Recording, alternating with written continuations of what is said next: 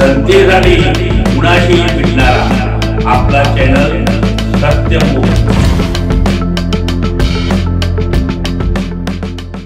इंगळी तालुका हातकणंगले येथे सध्या ऊस तोडणी हंगाम सुरू होत असल्याने शेतकरी आपण वर्ष दीड वर्ष उन्हा पावसात जीवाचा रान करून पिकवलेला ऊस कारखान्याला घालवण्यासाठी सज्ज आहेत। पण पिकवलेला ऊस कारखान्याला घालवण्यासाठी टोळीधारक व वाहन मालक यांच्याकडून ऊस तोडणीसाठी खुशालीच्या नावाखाली एकरी 5 ते 10,000 रुपयांची मागणी केली जाते व शेतकऱ्यांची आर्थिक लूट केली जाते। ही शेतकऱ्यांची पिळवणूक थांबवण्यासाठी शिवसेना उभाटा गटाचे इंगळी शहर प्रमुख श्री केशव नारायण पाटील यांनी प्रादेशिक सहसंचालक साखर कोल्हापूर विभाग कोल्हापूर येथील साखर आयुक्तांना निवेदन दिले। या निवेदनात असं म्हटलंय की ऊस तोडणीसाठी खुशालीच्या नावाखाली एकरी 5 ते 10,000 रुपयांची मागणी, ड्रायव्हर एंट्री 500 रुपये प्रति सांगड, दुसरा ट्रॅक्टर लावून वाहन बाहेर काढण्यासाठी प्रति खेपेला 500 अशा मागणीद्वारे शेतकऱ्यांची आर्थिक पिळवणूक होती।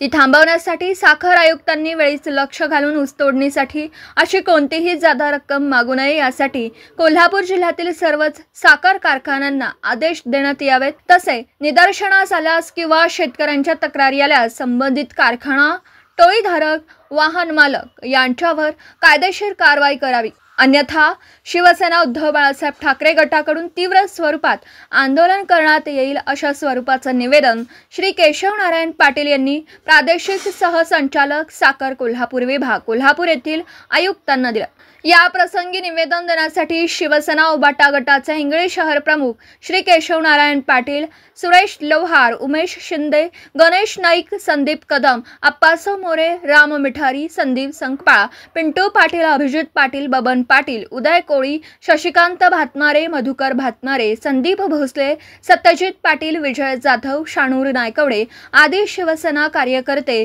व शेतकरी उपस्थित होते। सत्यमुख प्रतिनिधी मयूर प्रभू, इंगळी तालुका हातकणंगले।